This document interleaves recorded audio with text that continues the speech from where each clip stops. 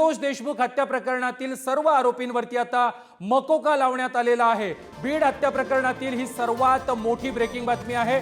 खंडणीच्या गुन्ह्यातील आरोपी वाल्मिक कराडवर मात्र अद्याप मकोका लावण्यात आलेला नाहीये। आताच्या क्षणाची सर्वात महत्त्वाची ब्रेकिंग बातमी आहे। संतोष देशमुख हत्या प्रकरणातील सर्व आरोपींवरती मकोका लावण्यात आलेला आहे। मकोका कायद्याअंतर्गत आता त्यांच्यावर कारवाई करण्यात येणार आहे। मात्र खंडणीच्या गुन्ह्यातील आरोपी वाल्मिक कराड याच्या विरोधात मात्र मकोका लावण्यात आलेला नाही। दरम्यान या संपूर्ण प्रकरणामध्ये कोण कोण आरोपी हे अटकेमध्ये आहेत आणि कुणाकुणावरती मकोका लागलाय ते देखील पाहूया। विष्णू साठे, महेश केदार, जयराम घुले आणि प्रतीक घुले हे आरोपी सध्या अटकेत आहेत। सुदर्शन घुले, सुधीर सांगळे आणि कृष्णा आंधळे हा जो कृष्णा आंधळे आरोपी आहे तो मात्र अद्यापही फरार आहे। दरम्यान मकोका कायदा नेमका काय आहे ते देखील आपण ग्राफिक्सच्या माध्यमातून पाहूया। मकोका म्हणजे महाराष्ट्र संघटित गुन्हेगारी नियंत्रण कायदा। महाराष्ट्रात 1999 मध्ये मकोका कायदा लागू झाला। महाराष्ट्रापाठोपाठ दिल्लीत देखील मकोका कायदा लागू करण्यात आला। संघटित गुन्ह्यांमुळे मृत्यू झाल्यास फाशी किंवा जन्मठेप ही शिक्षा या अंतर्गत दिली जाते। संघटित गुन्हा सिद्ध झाल्यास 5 वर्ष तुरुंगवास ते जन्मठेप अशा प्रकारच्या शिक्षेची तरतूद या कायद्यामध्ये आहे। मालमत्ता बळकावल्यास 3 ते 10 वर्ष तुरुंगवास आणि 1 लाख रुपये दंड अशा प्रकारची शिक्षा देखील मकोका कायद्याअंतर्गत दिली जाते। संघटित गुन्ह्यांसाठी मदत केल्यास 3 वर्षांपर्यंत कारावास आणि दंड अशा प्रकारच्या शिक्षेची तरतूद देखील मकोका कायद्यामध्ये आहे। तर मकोका बद्दल वकील अनिकेत निकम यांनी काय म्हटलंय ते देखील आपण पाहूया। जेव्हा एक पेक्षा जास्त आरोपी संघटित टोळी म्हणून गुन्हे करत असतात, अशा टोळींच्या विरुद्ध, अशा टोळीच्या सदस्यांच्या विरुद्ध मोक्का कायदा हा लावला जाऊ शकतो। संघटित गुन्हेगारांना आणि संघटित गुन्हेगारीला आळा बसवण्यासाठी तत्कालीन महाराष्ट्र सरकारने हा कायदा आणलेला आहे की या टोळीच्या विरुद्ध मोक्का लावण्या अगोदर त्या टोळीतील एक आरोपी किंवा एक पेक्षा जास्त आरोपी यांच्या विरोधात गेल्या 10 वर्षात 2 पेक्षा जास्त दोषारोप पत्र दाखल झालेले पाहिजे। त्याचबरोबर हा कायदा लावल्यानंतर जामीन सहजासहजी मिळत नसतं। दरम्यान या कारवाईनंतर राजकीय नेत्यांनी काय प्रतिक्रिया दिल्या त्या देखील आपण पाहूया।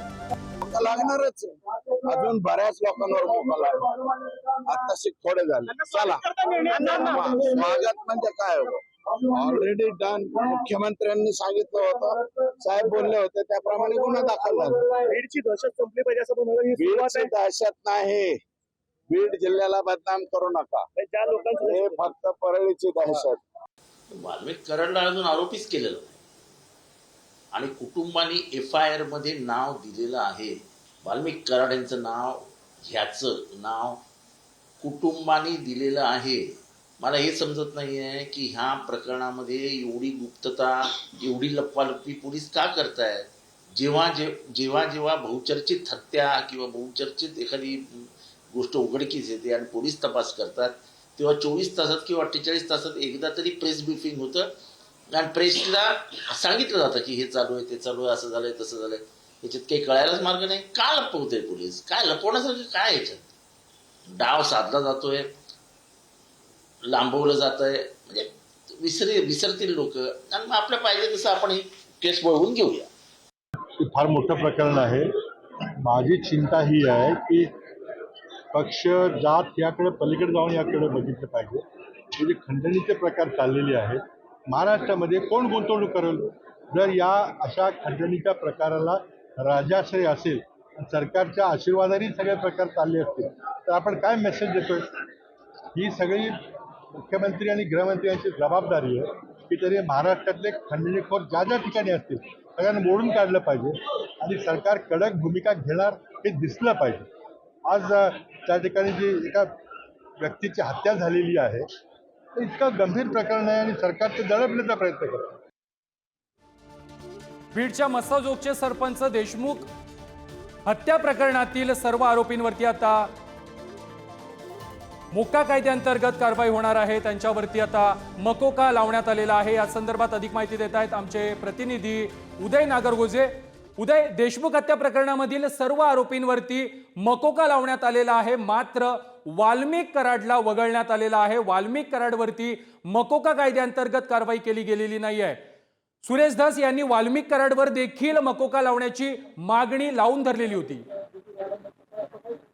नक्कीच आपण जर बघितलं तर संतोष देशमुख यांच्या खून प्रकरणात स्वतः मुख्यमंत्री देवेंद्र फडणवीस यांनी सभागृहात घोषणा केली होती की या प्रकरणातील आरोपींवर मोक्का अंतर्गत कारवाई केली जाईल. त्याची अंमलबजावणी आता आज झाल्याचं दिसत आहे. या खून प्रकरणात आता 8 आरोपी आहेत. या सर्व 8 आरोपींवर हा मोक्का अंतर्गत कारवाई होणार असल्याचं स्पष्ट झालं. याबाबतच्या सीआयडीच्या अधिकाऱ्यांनी देखील स्पष्टता दिली आहे की या सर्व आरोपींची आता नावे मोक्का अंतर्गत कारवाई खाली आहेत. परंतु वाल्मिक कराड हा जो आहे तो खंडणीतील आरोपी आहे, तो अद्याप खून प्रकरणातील आरोपी नाहीये. खून प्रकरणात त्यांचं नाव आता FIR मध्ये नाहीये. खंडणी प्रकरणात ते सध्या अटकेत आहेत. त्यांच्या PCR देखील आहे. 14 जानेवारी पर्यंत त्यांना पोलीस कोठडी न्यायालयाने सुनावली आहे. आता हा जो मोक्का लागलाय तो सर्व आरोपी जे आहेत ते खून प्रकरणातील आहे. त्यामुळे वाल्मिक कराड यांचं नाव सध्या याच्यात नाहीये. सुरेश धस यांनी जी मागणी केली आहे, आता त्यावर सरकार काय निर्णय घेते किंवा CID काय निर्णय घेते हे देखील पाहणं महत्वाचं ठरणार आहे. परंतु तुर्तास तरी या खून प्रकरणातील जे 8 आरोपी आहेत त्यांच्यावर मात्र हा मोक्का अंतर्गत कारवाई होणार असल्याचं स्पष्ट झालंय. नक्कीच या संदर्भात संतोष देशमुख यांचे बंधू धनंजय देशमुख यांनी काय प्रतिक्रिया दिली आहे ती देखील आपण पाहूया.